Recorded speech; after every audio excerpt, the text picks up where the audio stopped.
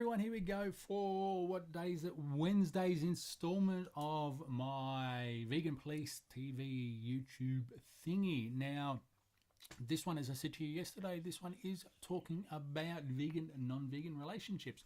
Now, as I wrote in the article that you should be able to find, I can't remember what the domain is, the link is, but I will include it on a link down below in the show notes and all that sort of good stuff. Now, I know I ruffled, a few apple carts on that one because I do not genuinely believe long-term vegan relationships can work. I mean, this is, I'm talking about an intimate relationship. I'm not talking about dating someone for 6 months or whatever. I'm talking about long-term where you've moved in, you're potentially having kids and all that sort of stuff. Now, going back to my example, I'll use myself as an example and all that sort of stuff, is that this is one of the things. At the time I was married, so my wife at the time, she wasn't vegetarian. She was one of those sort of reducitarian type people where she was reducing, the amount. But then again, things changed and all that sort of stuff. But this is the thing, is that there's going to come a point in time where, with one partner being vegan and the other one not, that it is going to cause problems in the relationship. Lovely Batman mug here with what am I drinking today? Rooibos and vanilla. It's a Narada Organics one. If you're into Rooibos tea, it's got a nice hint of vanilla. Sidetracking. So this is the thing, as you do when you're married and you want to start a family and all that sort of stuff. And this is the thing. There was that discussion, is that, okay, a little one pops up. How do you raise a child? Is the child going to be vegan? Is the child going to be a meat eater? A non-vegan. And this is the thing, is that it came down to it, is that I, in no uncertain terms, said, well, no, I can't raise a child that's not going to be vegan. It started huge fights, because this is the thing, is that when it comes to it, is that we know children are fussy eaters. So, you've got to eat this, you've got to eat that. It's about encouraging them. So, and my thing was that, how can I tell my child to eat something that I'm not eating myself? Come on, you've got to eat your milk, or you've got to eat your eggs, or you've got to do that. How can I do that? How can I tell a child to eat something that I'm not myself? How can I get how can I get my flesh and blood? How can I encourage them to do something that I am morally or ethically opposed to? And this was the thing. So, it came down to it that the compromise was, hey, 4 days a week the child could be a meat eater, 3 days a week they could be vegan. That's not really compromise. That's just a token way of bullshit. And this is the thing, is that there was that was one example there. So there's going to be a problem there.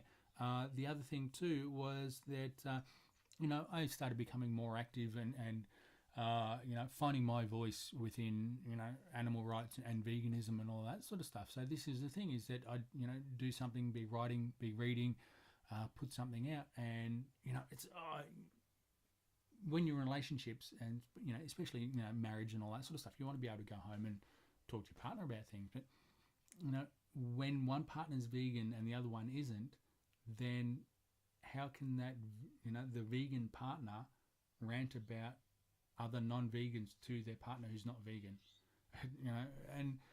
It's a thing. I remember there was a time, because I was listening to Bob and Jenna Torres with their Vegan Freaks podcast when that started up, and just talking about things like that, and talking about it with my wife at the time. She had no idea what I was talking about. She couldn't relate to it. And if I had a bad day at work because of XYZ or whatever was happening, and I just want to have a rant about meat eaters, I couldn't do that because, hey, my wife's one. So anyway, but this is the thing. I'm sure people are going to turn around and say, oh yes, it can get through and this and that and all that, but you owe it to yourself to say no, because you need to have respect for yourself. And this is the thing, if you don't have respect for yourself, no one else will. And one of the things about having respect for yourself is just keeping the positive, the stuff in your life that makes you feel good. And if you're watching your partner put animal flesh into their mouth every day, or things like that, then are you respecting yourself? Are you doing, are you treating yourself good? Anyway, sure people are going to have different thoughts on that. Leave your notes, comments down below. Nearly due for a haircut again, so the hat doesn't quite fit me that well. It's been a while since I wore it. Yeah, so anyway, the Vegan Police hat, I may start selling them online and all that sort of stuff. Just let me have a ponder about it. I know people have asked for the logo on t-shirts. It's coming into summer here in Queensland, so I'm trying to find a good way to do it on a light coloured t-shirt. But anyway, that's enough for that one. What am I talking about tomorrow? Yes, that vegetarians aren't low-hanging fruit. So anyway, let me know your thoughts. Thumbs up, thumbs down below. Like, subscribe, and all that sort of good stuff. And remember, don't fear the vegan police. We're here to help.